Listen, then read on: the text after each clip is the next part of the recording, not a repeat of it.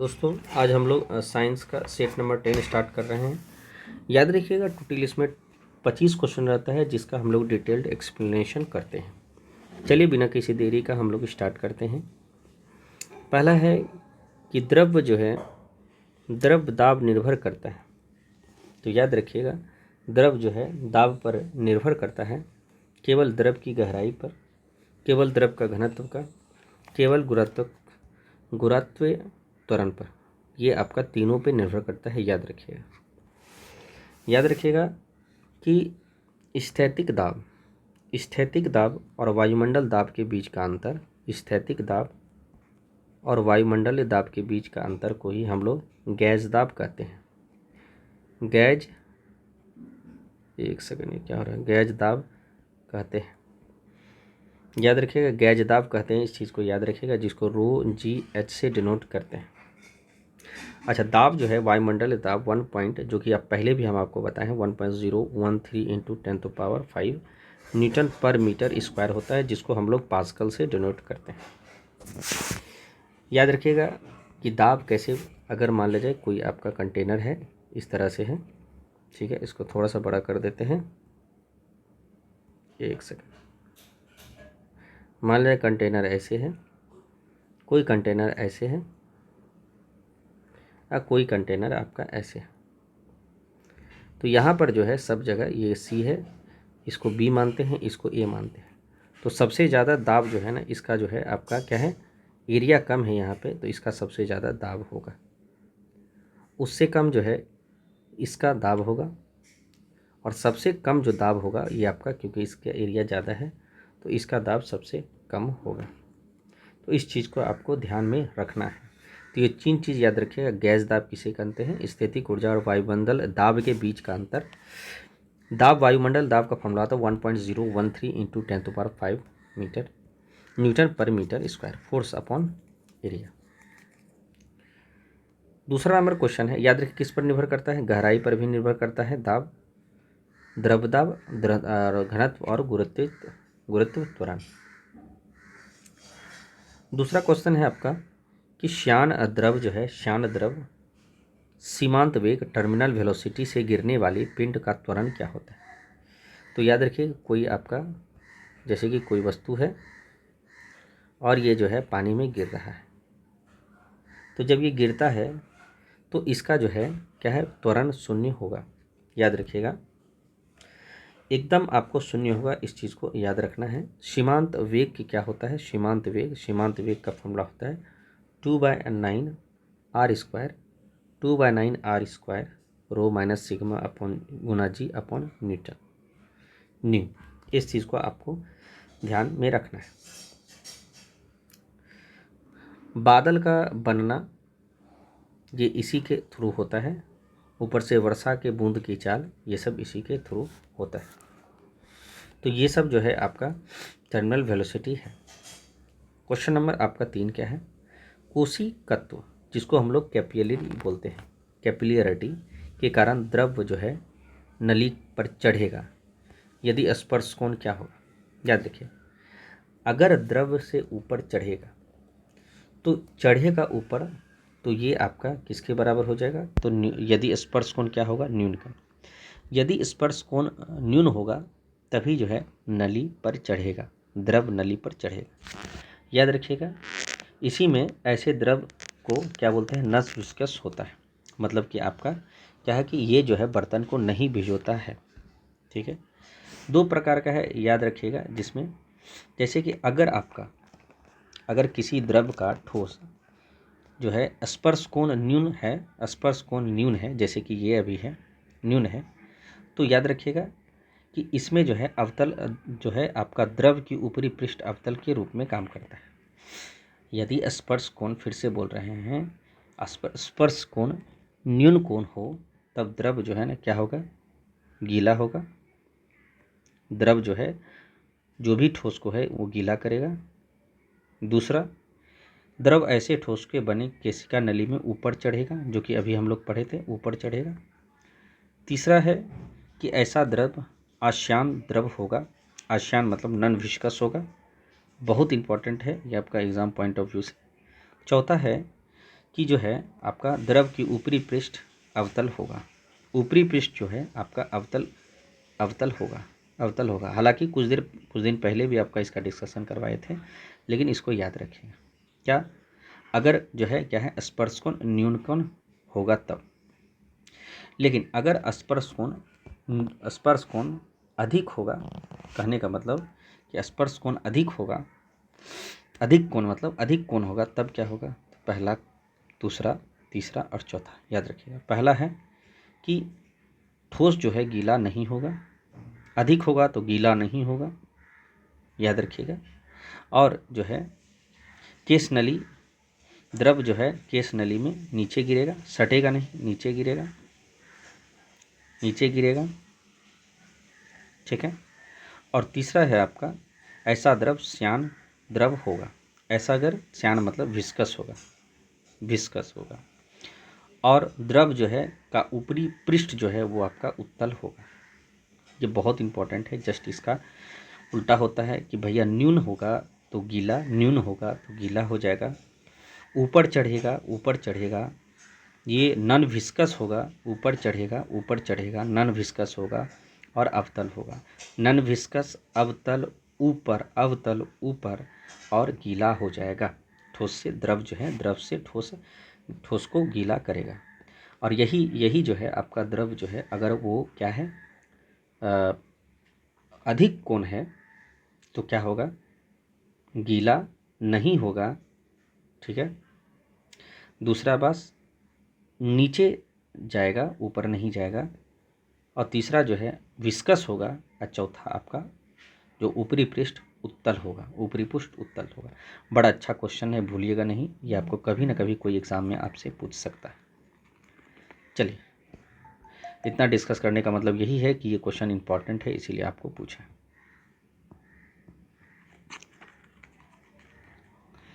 अब जो है क्वेश्चन नंबर 4 क्या है? 4 है कि दो जो है आपका क्या है 2He। याद रखिए, नीचे वाला परमाणु संख्या होता है, ये आपका परमाणु द्रव्यमान होता है जिसमें प्रोटॉन न्यूट्रॉन होता है। इसमें proton equal to electron equal to परमाणु संख्या।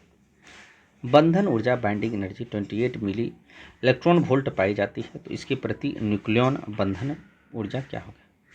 अब न्यूक्लियन बंधन ऊर्जा जो होता है क्या होता है? बंधन ऊर्जा, इसमें इसको कलर जो है ब्लैक देते हैं। बंधन ऊर्जा अब बटा आपका क्या है? परमाणु द्रव्यमान।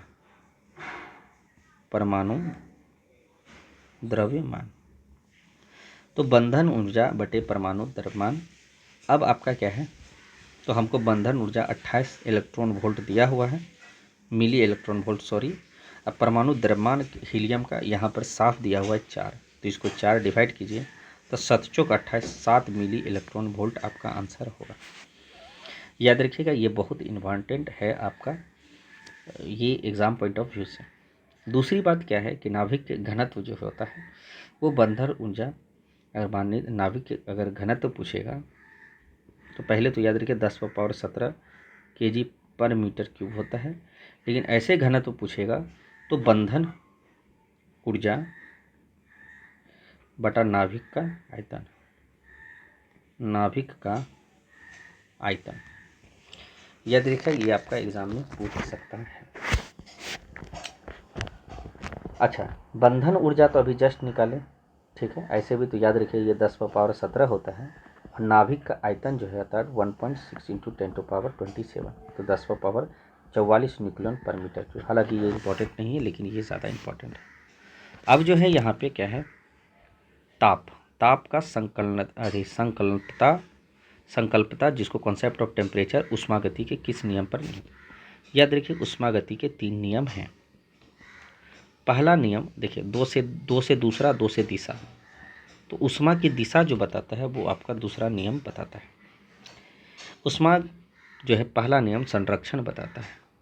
हम आपको पहले इसलिए बता दिए, ऊष्मागति मतलब कि आपका जो थर्मोडायनामिक का पहला नियम वो आपका संरक्षण बताता है। एक ऊर्जा संरक्षण होता है। दूसरा आपका दिशा बताता है, प्रवाह जिसको किस दिशा में प्रवाह कर रहा है ऊष्मा, ठीक है। इस चीज़ को याद रखिएगा। और तीसरा नियम शायद कहता है कि 1=2, 2=0। हालांकि इसको छोड़िए अभी, लेकिन दूसरा में, अच्छा दूसरा में भी दो साइंटिस्ट नाम दिया। एक साइंटिस्ट आपका क्या था, कॉलियासिस कथन, कॉलियासिस साइंटिस्ट था, और एक तो केल्विन प्लांक्स। केल्विन भी आपका क्या है, अपना तर्क दिया। कॉलियासिस कहा कि कोई भी ऊष्मा ठंडा निकाय से गर्म निकाय की ओर बिना बाह्य कारकों की मदद से हस्तांतरण करेगा तो ये असंभव है, कोई न कोई आपका बीच में मीडियम जरूर होगा, ठीक है। और केल्विन कहा कि ऐसे किसी भी इंजन का निर्माण असंभव है जो चक्रीय प्रक्रम में कार्य करते हुए स्रोत में ऊष्मा लेकर ऊष्मा कार्य का परिवर्तन करे। तो ये आपका सीधा याद रखिएगा कि प्रथम नियम ऊर्जा संरक्षण, द्वितीय नियम थर्मो दिशा का नियम, और एक जो है आपका होता है शून्य का नियम, जिसको जीरोथ लॉ ऑफ थर्मोडायनेमिक कहते हैं। तो कॉन्सेप्ट टेम्परेचर का जो ताप का संकल्पना दिया है, ये आपका शून्यता का नियम दिया है। क्वेश्चन आपका यही, ठीक है। ये आपका एग्जाम में पूछ सकता है, इस चीज़ को याद रखना है। अब जो है क्वेश्चन नंबर आपका 6 क्या है, अनुदैर्घ्य तरंग संरचना में विरल से स्थानों पर माध्यम के घनत्व व दाब सामान्यतः क्या होता है। याद रखिए, एक होता है अनुदैर्घ्य। अनुदैर्घ्य जो है घूमता है, ऐसे ऐसे चलता है, फिर थोड़ा सा हल्का लगेगा, ऐसे थोड़ा फैलेगा, फिर ऐसे ऐसे चलेगा, ठीक है, फिर थोड़ा फैलेगा। और जो ये अनुदैर्घ्य है, और जो आपका अनुप्रस्थ है वो ऐसे चलता है, अनुप्रस्थ ऐसे चलता है। तो सवाल यहाँ पर ये आता है कि भैया ये जो है यही आपका पूछ रहा है अनुदैर्घ्य और अनुदैर्घ्य का विरलन। देखिए ये सघन है एकदम घना घना, और ये विरल है, विरल में दाब कम होता है। तो यहाँ पर बोल रहा है दाब सामान्यतः अवस्था की तुलना में दाब कम होता है, क्योंकि आपका विरल का माध्यम में दाब कम होता है और सघन में दाब एक दूसरे को सटा रहता है, तो दाब ज़्यादा रहता है। इस चीज़ को आपको ध्यान में रखना है।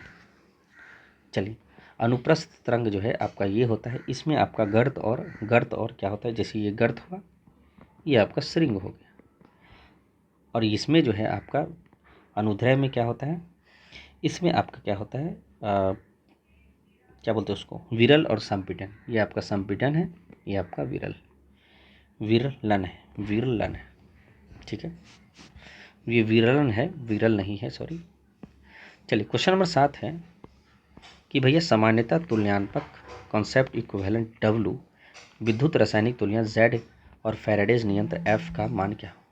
याद रखिए, जब भी आप गाड़ी चलाते हैं तो आप क्या चलाते हैं, FZ गाड़ी चलाते हैं, तो हमेशा F से गुना Z होगा, यह चीज़ हमेशा याद रखिएगा। बाकी बराबर भले W हो सकता है, तो जो भी फॉर्मूला यहाँ इस पर अट्रैक्ट हो रहा है वही पकड़े। जैसे कि F इधर जाएगा, Z इधर जाएगा, तो FZ हो जाएगा, W बराबर FZ, B ही आपका आंसर होगा, बाकी और कोई नहीं है। चलिए क्वेश्चन नंबर आपका 8 क्या है। क्वेश्चन नंबर 8 है आपका कि जब वोल्ट मीटर में धारा प्रभावित करने के लिए हाइड्रोजन मुक्त होता है तब क्या होता है। याद रखिएगा, वोल्ट मीटर में धारा जहाँ हाइड्रोजन मुक्त होता है वहाँ पे जो है आपका, तो एनोड जहाँ से मुक्त होता है उसे बोला जाता है आपको कैथोड। याद रखिएगा, जल वोल्ट मीटर जो है आपका में से जो धारा प्रभावित करने के हाइड्रोजन कैथोड में मुक्त होता है, और इसमें जो है क्या है, ऑक्सीजन में एनोड पर मुक्त होता है, ऑक्सीजन एनोड पर मुक्त होता है। हाइड्रोजन जो है याद रखिएगा जल वोल्ट मीटर है, HC जल H2O HC, और याद रखिएगा ऑक्सीजन पर आपका एनोड मुक्त होता है, ये चीज़ याद रखिएगा। हॉफमैन वोल्ट मीटर का प्रयोग जो है जल के विद्युत अपघटन में करते हैं, इस चीज़ को याद रखिएगा। चलिए एक चीज़ याद रखिएगा, जिस प्लेट पर विद्युत इलेक्ट्रोलाइसिस भी कहा जाता है, विद्युत प्रभाव में रासायनिक प्रक्रिया को इलेक्ट्रोलाइसिस भी कहा जाता है। जिस प्लेट पर विद्युत धारा जिस द्रव पे प्रवेश करती है, विद्युत धारा जिसमें प्रवेश करती है तो उसको एनोड कहते हैं, और जिससे जो है विद्युत धारा द्रव से बाहर निकलती है उसे हम लोग कैथोड बोलते हैं। इस चीज़ को आपको ध्यान में रखना है, ठीक है। चलिए आगे बढ़ते हैं। क्वेश्चन नंबर आपका 9 क्या है, कह रहा है कि किस वस्तु की सभी स्थिति के लिए कौन से आभासी व सीधा प्रतिबिंब होता है। याद रखिएगा कि सीधा और आभासी, सीधा हमेशा आपका उत्तल, उत्तल आपका दर्पण होगा। तो उत्तल दर्पण तो होगा ही, और उत्तल दर्पण जस्ट अपोजिट होता है, अब मतलब जस्ट सेम होता है अवतल दर्पण लेंस के। याद रखिएगा उत्तल दर्पण जस्ट जो है आपका सेम होता है अवतल लेंस के लिए। उसी प्रकार कि अवतल जो है उत्तल लेंस हमेशा सेम रहता है आपका अवतल दर्पण के लिए। जो दर्पण में है उसके जस्ट उल्टा लेंस में है, जो लेंस में है उसके जस्ट उल्टा दर्पण में है, एक जैसा। जैसे उत्तल लेंस है तो जाइए अवतल लेंस, जो सॉरी उत्तल दर्पण है तो जाइए अवतल लेंस के पास। फिर से हम बोल रहे हैं, उत्तल दर्पण है तो जाइए अवतल लेंस के पास। ठीक है। अब यहाँ पर क्या है कि देखिए उत्तल लेंस का जो है, उत्तल दर्पण का फोकस दूरी हमेशा धनात्मक होता है। तो उत्तल दर्पण का जो फोकस दूरी होता है, जैसे उत्तल दर्पण अगर बनाए तो ये आपका उत्तल दर्पण है, ये आपका क्या है U है, इधर फोकस आपका F है, तो ये पॉजिटिव तरफ धनात्मक होता है।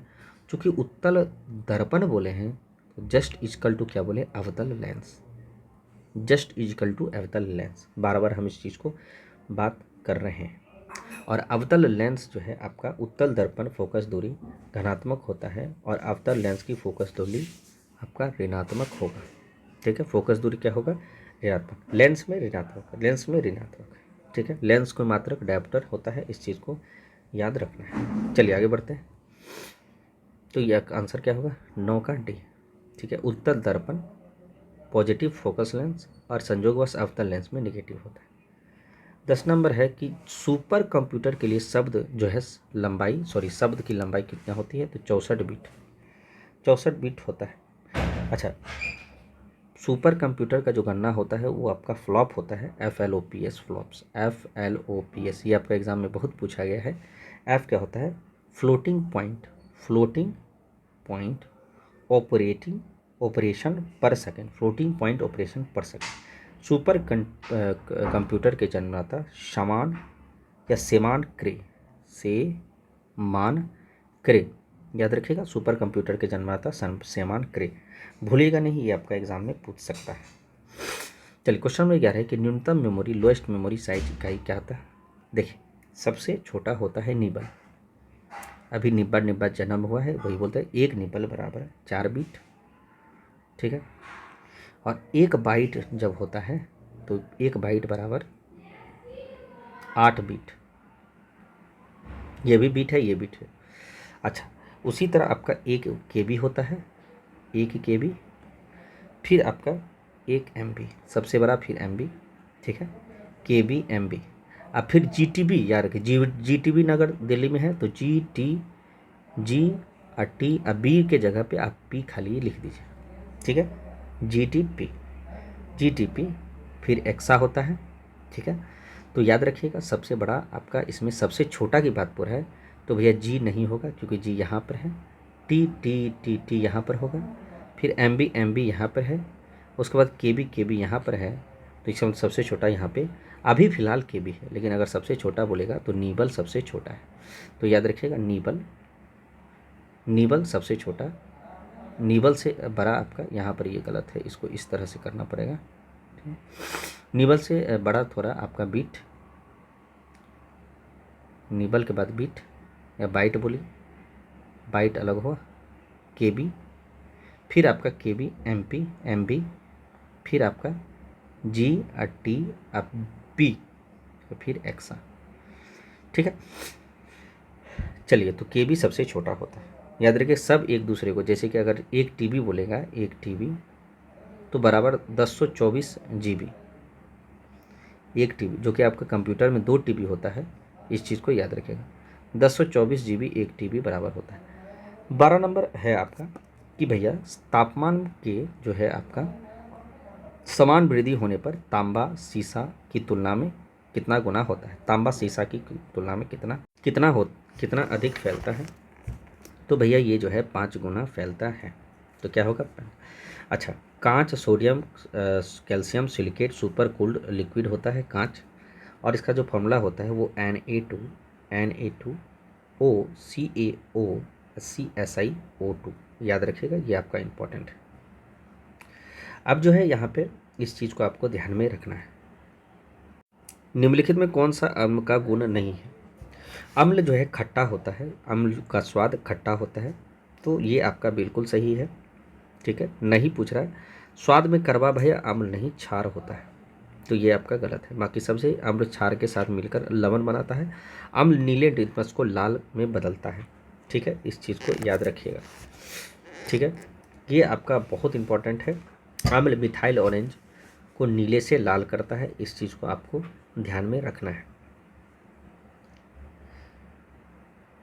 आगे बढ़ते हैं। क्वेश्चन नंबर 14 है, निम्नलिखित में से किसके सुझाव ये था कि पृथ्वी की धुरी पर अवस्था बदलना जलवायु परिवर्तन के लिए एक कारक है। तो पृथ्वी की धुरी जो है आपका बदल रही है क्योंकि जलवायु के कारण ऐसा हो रहा है। ये आपका मिलुटिन मिलानकोविच बोला था। मिलुटिन मिलानकोविच बोला था कि पृथ्वी के जलवायु बदलने के कारण पृथ्वी का धुरी बदल रहा है। याद रखिएगा, पृथ्वी के चारों ओर जो है पृथ्वी सूर्य के चारों ओर घूमती है, तो सूर्य के चारों ओर चक्कर लगाती है। ये सबसे पहले कोपरनिकस बोला था। ठीक है, सौरमंडल में सभी ग्रहों के जलवायु को दर्शाता है।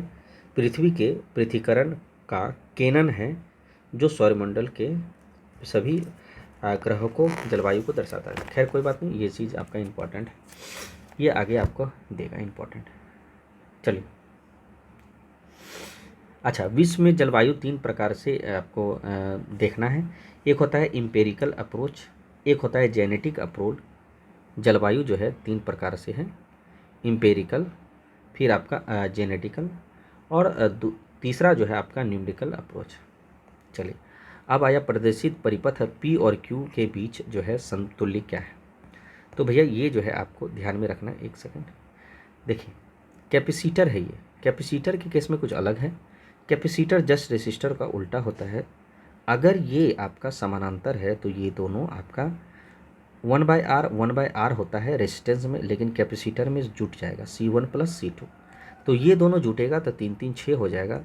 और चूँकि अब जो है ये 3 जो है P यहाँ पर 3 है, ये वाला यहाँ लिखें, फिर ये दोनों जुट गया तो 3 3 6 हो गया। ये आपका कैपेसिटर है, 6 हो गया, और ये आपका 3 हो गया। अब क्या होगा, तो ये दोनों रेसिस्टर में रहता तो 6 3 9 3 12 हो जाता, लेकिन चूंकि कैपेसिटर है तो 1/3 होगा प्लस 1/6 होगा, और फिर 1 आपका 3 होगा। अब इसको सॉल्व कीजिए तो ये आपका 6 हो जाएगा, 3 दूनी 6, फिर आपका +1 और प्लस 3 दूनी 6, 2 2 4 1 5, 6/5 आपका आंसर हो जाएगा, जिसका वैल्यू आपका यहाँ पर कितना होगा, तो ये आपका 1.2 माइक्रोफैरड यही आपका आंसर होगा। 1/2 माइक्रोफैरड। 6/5 को आप पूर्णांक में चेंज कीजिएगा या आप दशमलव में चेंज कीजिएगा। C बराबर, अच्छा, क्षमता कैपेसिटर बराबर Q/V होता है, मतलब Q = CV होता है। याद रखिए, Q आपका चार्ज है, C कैपेसिटर अभी आपका वोल्टेज है। चलिए, क्वेश्चन नंबर आपका 16 क्या है कि निम्नलिखित में कौन सा एक वायु प्रदूषण में संबंधित नहीं है। देखिए, वायु प्रदूषण जो है आपका स्मॉग वायु प्रदूषण, अम्ल वर्षा वायु प्रदूषण, एब्सटॉस तो वायु प्रदूषण जो कि आपका आयरन से होता है। यूट्रोफिकेशन वायु प्रदूषण नहीं है। ये आपका जो है सुपोषण कोई आ जाता है, कोई भी तालाब और झील में के कारण यूट्रोफिकेशन होता है, अधिक तरल में, ये आपका वायु प्रदूषण, ये आपका जल प्रदूषण है। ठीक है, क्या है आपका जल प्रदूषण है। एब्सटॉस जो है फेफड़ा को ग्रसित करता है। चलिए आगे देखते हैं, निम्नलिखित में कौन सा जो है स्पीसीज कह रहा है वैलेंसी शेल में इलेक्ट्रॉन को ऑक्टेट होता है। इलेक्ट्रॉन का ऑक्टेट कौन होता है। क्लोरीन सिंपल रहेगा, ऐसे नहीं। ऑक्सीजन सिंपल रहेगा नहीं, O-, O2- होना चाहिए। ये क्लोरीन माइनस, ये आपका एग्जैक्ट आपका क्या है, आपका ऑक्टेन फाइंडर है। ठीक है, देखिए, बोरबरी मॉडल, एक बोरबरी मॉडल होता है, वही बोरबरी मॉडल दिया था कि किसी भी इलेक्ट्रॉन में अधिकतम जो है संख्या, किसी कक्षा में इलेक्ट्रॉन का अधिकतम संख्या 2n² होता है, जो कि एग्जाम में पूछता है। फॉर्मूला बताइए कि कक्षा में, किसी कक्षा में, जैसे कि KL M_n, तो K1 L2 M3 L, तो मैक्सिमम कितना इलेक्ट्रॉन हो सकता है। तो यहाँ n = 1 हो गया, यहाँ n = 2, n = 3 डालिए तो ये बोरबरी पहले तो ये बोला था। दूसरा बोला था कि कोई भी कक्षा में इलेक्ट्रॉन पहले वाला कक्षा में पूरा होगा तब जाके केस अगर में हो रहा है तब जाके L में जाएगा, तब जाके इसमें पूरा होगा तब जाके M में जाएगा। ठीक है। और किसी भी कक्षा में, बाह्य कक्षा में बोला है कि कोई भी बाह्य कक्षा में 18, अगर यहाँ पर 18 से ज़्यादा नहीं हो सकता, जैसे m है तो m में 18 से ज़्यादा नहीं होता। तो ये चीज़ बोला है k में मैक्सिमम आपका 2 होना चाहिए, और सॉरी मिनिमम 2 k में रहेगा, मैक्सिमम नहीं, और आपका m में मैक्सिमम 18 से ज़्यादा नहीं हो सकती। ये तीनों बात आपको बोला था। सोमरफील्ड भी अपना मॉडल, एक सोमरफील्ड नाम का आदमी था, वो भी मॉडल दिया, और वो क्या बोला कि भैया जो है ना, कक्षा जो है, कक्षा जो हम लोग पढ़ रहे हैं, कक्षा KLM, यहाँ जो है प्रोटॉन न्यूट्रॉन है, तो ये K है, ये L है, ये M है, ये एक इलेक्ट्रिकल पाथ जो है दीर्घवृत्ताकार जो है पाथ फॉलो करता है, सोमरफील्ड बोला था। तो ये आपका एग्जाम में पूछ सकता है। तो ये आपका आंसर सी होगा, इस चीज़ को याद रखना है। प्लाज्मिड है, तो प्लाज्मिड एक याद रखिएगा, जीवाणु में है उपस्थित DNA। जीवाणु में जो उपस्थित DNA है यही आपका प्लास्टिड है, ठीक है, याद रखिएगा इस चीज़ को। चलिए क्वेश्चन 19 है कि भैया इनमें से कौन सबसे प्राचीन प्राणी है। तो भैया सबसे प्राचीन प्राणी बैक्टीरिया ही है। याद रखिएगा बैक्टीरिया की खोज ल्यूवेन हॉक ने किया था, लेकिन नाम जो दिया था वो एरनबर्ग दिया था, एरन, AREN, एरन, AREN, एरन, BERG, बर्ग, ठीक है। ये बहुत इंपॉर्टेंट है। पृथ्वी के जीवन सर्वप्रथम आर्कियोजोक्यो महाकाल में आरंभ हुआ, ठीक है। जीवाश्म की प्राप्ति कैम्ब्रियन शक्य अवसादी चट्टानों से हुआ। चलिए, जीवित जीवाश्म की संख्या लेटोमेरिया मछली एवं साइकस से प्राप्त होता है। लोटीमेरिया मछली सबसे पहले जो है आपका जीवित जीवाश्म पाया गया था। चलिए कोई दिक्कत नहीं, आगे देखते हैं 20 नंबर। फेफड़ों के चारों ओर मेम्ब्रेन को कहा जाता है। तो ये जब भी पेरिकार आ गया, सी आ गया, तो समझ लो हृदय की बात कर रहा है। तो ये तो नहीं होगा, क्योंकि ये हर्ट को ये जो है के चारों ओर रहता है। अब आपका क्या है, जैसे कि आपका फुफ्फुस आवरण, फुफ्फुसिया मतलब होता है यही, जब भी फुफ्फुस, इसको प्ल्यूरो बोलते हैं। तो जहाँ भी प्ल्यूरो का बात कर रहा है समझ लीजिए वो आपको फेफड़ा का बात कर रहा है। जहाँ भी प्ल्यूरो, हालांकि इसमें हिंदी में लिखा है लेकिन इंग्लिश में अगर निकल रहेगा तो इसी को इंग्लिश में प्ल्यूरो कहते हैं, PLEURO, प्ल्यूरो। तो जहाँ प्ल्यूरो का बात करा उसी को हम लोग फुफ्फुसिया आवरण कहते हैं। तो यही आपका आंसर है, ठीक। ये आपका एग्जाम में पूछ सकता है, ये आपका।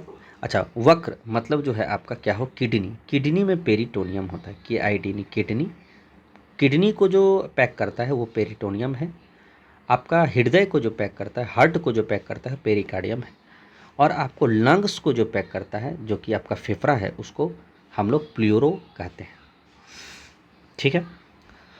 अच्छा, ये जो है आपका एक चीज़ याद रखिएगा, एक होता है श्वसन गुणांक, श्वसन गुणांक। श्वसन गुणांक में बड़का CO2 ऊपर और नीचे O2 नीचे। याद रखिएगा CO2 कितना आप क्या है प्रोड्यूस किए, और O2 आप कितना लिए, ऑक्सीजन कितना लिए, यही आपका श्वसन गुणांक है। कार्बोहाइड्रेट का श्वसन गुणांक हमेशा 1 होता है, याद रखिएगा। और कार्बोहाइड्रेट, इसको श्वसन गुणांक मतलब रेस्पिरेटरी क्वांटिटी भी कहा जाता है। तो कार्बोहाइड्रेट का श्वसन गुणांक 1 होता है, और वसा और प्रोटीन का श्वसन गुणांक 1 से कम होता है। वसा और प्रोटीन का श्वसन गुणांक 1 से कम होता है, और जो ऑक्सीजन के अनुपस्थिति में जो भी आपका जैसे कार्बोनिक अम्ल हुआ और अनोक्सी श्वसन जो होता है उसका श्वसन गुणांक 1 से अधिक होता है, 1 से अधिक होता है। हम क्या बोल रहे हैं कि बिना ऑक्सीजन का प्लस कार्बोनिक अम्ल जो होता है इसका जो है श्वसन गुणांक 1 से अधिक होता है। वसा और प्रोटीन का श्वसन गुणांक 1 से कम होता है, और सिर्फ 1 बोलेगा तो वो आपको कार्बोहाइड्रेट है। तो ये आपका एग्जाम में बहुत पूछेगा, इसलिए आपको बता रहे हैं। अब आया व्यक्ति, जो यहाँ लिखा है, व्यक्ति जो मंदिरा सेवा करता है, जो दारू पीता है, उसका लीवर में क्यों नष्ट होता है, क्यों मर जाता है, वो लीवर में क्या होता है। तो याद रखिएगा, लीवर में याद रखिएगा वो यकृत अधिक वसा को संग्रहित करता है। यकृत जो है अधिक वसा को संग्रहित करता है, मतलब जो वसा जो है ना पेट में पूरे रहता है, इसी कारण वो मर जाता है।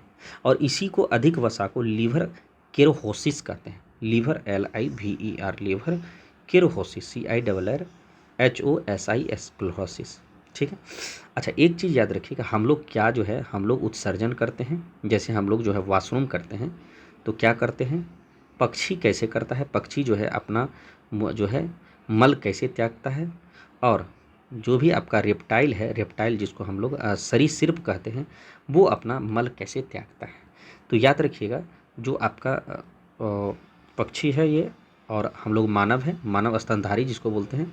तो हम लोग जो है, हम लोग मल जो त्याग करते हैं यूरिया करते हैं, ठीक है, जिसको खाद बाद में तो यूरिया बन ही जाता है, जो हम लोग लैट्रिन करते हैं।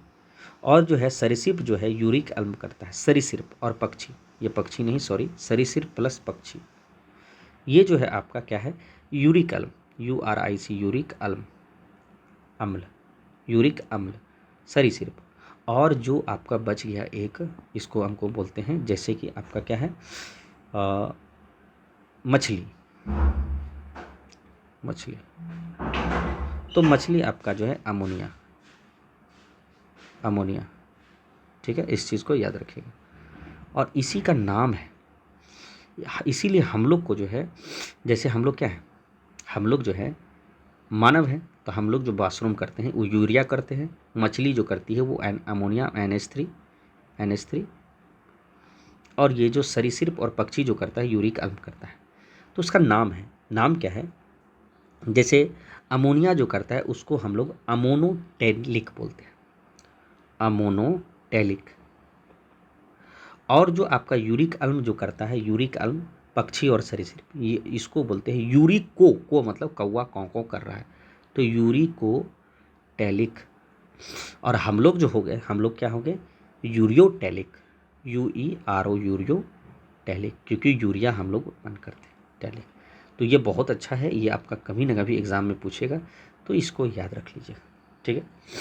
चलिए, मेढक और स्तनधारी याद रखिएगा, हम लोग जो हैं मेढक स्तनधारी, यहाँ पे मेढक भी और मानव भी।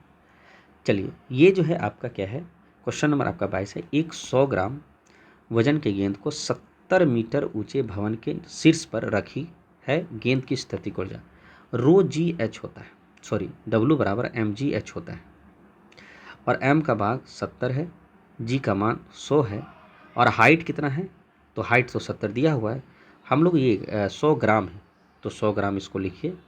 और चूँकि मीटर है तो इसको आपको जो है आपको 100 ग्राम को केजी में चेंज करेंगे, तो केजी में चेंज कर लेके डिवाइड बाय 1000 करना पड़ेगा, 1 2 3 4, फिर ये भी कटी, तो आपका 70 जूल होगा आंसर। चलिए, ये चीज़ आपका जो है आपका स्थैतिक ऊर्जा का फार्मूला था। और काइनेटिक एनर्जी जिसको गतिक ऊर्जा होता है वो उसका ½ × mv², ठीक है। और कुल ऊर्जा अगर पूछेगा तो स्थैतिक ऊर्जा mgh प्लस ½ × mv² होगा, याद रखिएगा, भूलिएगा नहीं। क्वेश्चन नंबर लास्ट आपका 23 24 25 3 और बचा हुआ है, 1 सेकंड रुकिए। अब जो है आपका कैल्शियम कार्बाइड जो है कार्बाइड पर जल डालने से बनता है, तो भैया कैल्शियम कार्बाइड पर अगर जल डालिए तो वो आपका एसिटिक याद रखिए, इथाइलिन आपका एसिटिलीन देगा, इस चीज़ को याद रखिएगा, ठीक है। चलिए, अब जरा अल्फा बीटा गामा जो भेदन क्षमता सबसे अवरोही क्रम में, देखिए सबसे ज़्यादा भेदन क्षमता गो गामा गामा गामा, तो भेदन क्षमता सबसे ज़्यादा गामा का है। तो भैया अवरोही मतलब बढ़ते क्रम में, तो सबसे छोटा उससे ज़्यादा उससे ज़्यादा, सबसे छोटा उससे ज़्यादा उससे ज़्यादा, तो भैया गामा को तो सबसे ज़्यादा होगा, तो इसका आंसर ये में से ये होगा। लेकिन अल्फ़ा बीटा गामा ये आंसर होगा, सबसे कम इसका, उससे ज़्यादा इसका, सबसे ज़्यादा गामा का भेदन क्षमता होता है। चलिए, लेकिन अगर वेग बोलेंगे, देखिए वेग अगर बोलेंगे तो इसका भी वही वेदन क्षमता बोलिए या वेग बोले तो वही होगा सबसे ज़्यादा। हालांकि इसको काट के आप ऐसे लिख सकते हैं कि सबसे ज़्यादा इसका, ठीक है, सबसे ज़्यादा इसका। लेकिन अगर आयन क्षमता बोलेगा, आयन क्षमता जस्ट उल्टा करिए, तो ओ से आयन, ओ से अल्फ़ा, अल्फ़ा का सबसे ज़्यादा आयन क्षमता होता है, अल्फ़ा का सबसे ज़्यादा आयन क्षमता होता है, इस चीज़ को आपको ध्यान में रखना, ठीक है। अच्छा, अल्फ़ा कण, अब बीटा कण और गामा कण में क्या अंतर है, तो अल्फ़ा कण जो याद रखिएगा, ये जो है ना आपका 2 हीलियम के बराबर होता है, इसको हम लोग 2 हीलियम के बराबर बोल सकते हैं। अल्फ़ा कण जो है गति के वेग का 1/15वां होता है, गति के वेग का 1/15वां होता है। 2 हीलियम जो है आपके बराबर अल्फ़ा का वैल्यू होता है, मतलब अल्फ़ा कणों का आपका ये होता है चार्ज। दूसरा बात की और क्या है कि अल्फ़ा कण जो है उसका आयन क्षमता अधिक होता है, आयन क्षमता अधिक होता है, ठीक है। इस चीज़ को आपको ध्यान में रखना है। और अगर अल्फ़ा कण उत्सर्जन हुआ है अल्फा सृजन उत्सर्जन हुआ है तो याद रखिएगा उसमें एक तो द्रव्यमान संख्या में 4 की कमी आया है, लेकिन परमाणु संख्या में आपका क्या है 2 की वृद्धि, 2 की वृद्धि होना चाहिए, ये भी 2 में कमी आएगा। ठीक है, सॉरी। तो भैया अल्फा अगर किसी में अल्फा का उत्सर्जन हुआ है तो समझ लिए उसमें 2 संख्या में कमी और 4 में द्रव्यमान में कमी। ठीक है, परमाणु संख्या में कमी 2 का और परमाणु द्रव्यमान में 4 की कमी। उसी प्रकार आपका बीटा है। बीटा का क्या कहानी है, तो बीटा जो है आपको इलेक्ट्रॉन का, ये जो है आपका तो अल्फा पॉजिटिव हीलियम हुआ, ये आपका इलेक्ट्रॉन का बना होता है, लगभग इलेक्ट्रॉन जैसा जो है तीव्र गति होता है इसका। उसकी बात दूसरा बात क्या है कि अगर कहीं आपका बीटा कण निकल रहा है तो समझ लीजिए कि आपका इकाई वृद्धि हो रहा है, एक आपका क्या है, एक आपका परमाणु संख्या बढ़ रहा है। इसमें क्या हो, परमाणु संख्या और परमाणु द्रव्यमान दोनों घटता है, इसमें परमाणु संख्या बढ़ता है और गामा में कुछ नहीं होता, गामा में कुछ नहीं होता। और ये जो है सीधा बात याद रखिएगा कि ये जो है आपका इसमें कोई आवेश नहीं रहता और ये आपका गामा किरण के चाल मतलब कि आपका जो है सी जो है आपका स्पीड ऑफ लाइट के बराबर ही होता है। ठीक है, इस चीज़ को याद रखना है। चलिए अब जो है अच्छा, ये विचलित किधर होता है, तो चूंकि ये निगेटिव चार्ज होता है, बीटा लगभग इलेक्ट्रॉन है तो निगेटिव चार्ज, तो ये आपका एनोड की ओर विचलित होता है, मतलब एनोड की तरफ ना जाके कैथोड की तरफ जाता है। चलिए उसी प्रकार 25 नंबर का क्वेश्चन वैसा ही है, इसलिए हम आपको इसका डिस्कशन करवाएं। 25 नंबर कहता है कि सोडियम जो है, सोडियम ये बेसिक आपका क्या है, आपका परमाणु क्रमांक बोलता है और ये जो है परमाणु संख्या, जो कि आपको पहले ही आपका इसका डिस्कशन करवाए थे, हालांकि कहाँ है ये, कहीं पर था, चलिए कोई बात नहीं। अब एक बीटा उत्सर्जन, चूँकि हम बताए हैं कि बीटा उत्सर्जन मतलब क्या है कि बीटा अगर उत्सर्जन हुआ है तो इसका मतलब एक इलेक्ट्रॉन की कमी, कौन सा, नीचे वाला परमाणु क्रमांक में कमी, तो Na तो होगा ही, 22 तो यहाँ ऊपर होगा ही, लेकिन नीचे 11 है तो भैया 1 10 जो है आपका क्या है वृद्धि हो जाएगा, कमी नहीं वृद्धि, सॉरी इलेक्ट्रॉन की वृद्धि। इसमें सब में कमी, स्टार्टिंग में कमी, 2 इलेक्ट्रॉन प्लस 4 परमाणु संख्या या प्लस 1, तो बीटा उत्सर्जन होता है तो Na 11 था, ये 12 हो जाएगा और 12 का जो है परमाणु संख्या किसका है, तो 12 मैग्नीशियम का परमाणु संख्या है, इसलिए ये आंसर हो गया। ठीक है, तो याद रखिएगा ये आपका इम्पॉर्टेंट है। ये जो आपको जितना भी डिस्कस करवाएं, वेधन क्षमता सबसे ज़्यादा इसका गामा का और आयन क्षमता सबसे ज़्यादा अल्फा का, सबसे ज़्यादा स्पीड वेग गामा का, याद रखिएगा। और न्यूट्रल भी गामा होता है, अल्फा न्यूट्रल नहीं होता, इसमें पॉजिटिव चार्ज, बीटा में निगेटिव चार्ज। बीटा अगर सर्जन हो रहा है तो समझ लीजिए कि आपके इलेक्ट्रॉन में एक संख्या बढ़ा, नीचे परमाणु संख्या या परमाणु संख्या में आपका एक इलेक्ट्रॉन बढ़ा, मतलब 1 प्लस ऐड हुआ। और अल्फ़ा अगर उत्सर्जन होगा, अगर मान लीजिए यही आप देखिए अल्फ़ा उत्सर्जन कीजिए तो अल्फ़ा उत्सर्जन होगा तो Na के साथ तो होगा ही, 22 से -4 हो जाएगा, 18 4 22, और यहाँ पे 12 था तो फिर माइनस ये भी 2 होगा तो ये आपका 10 हो जाएगा अल्फ़ा उत्सर्जन। ठीक है, चलिए बहुत बहुत धन्यवाद आपका। ये जो सेशन है ये बहुत अच्छा था, एक एक क्वेश्चन का आपका सही एक्सप्लेनेशन आपको किया गया है, अच्छा से ध्यान से पढ़िएगा तो आपको एक एक चीज़ क्लियर होगा। ठीक है, चलिए वीडियो को शेयर कीजिए, लाइक कीजिए और दोस्तों को जो है इसको पहुंचाइए।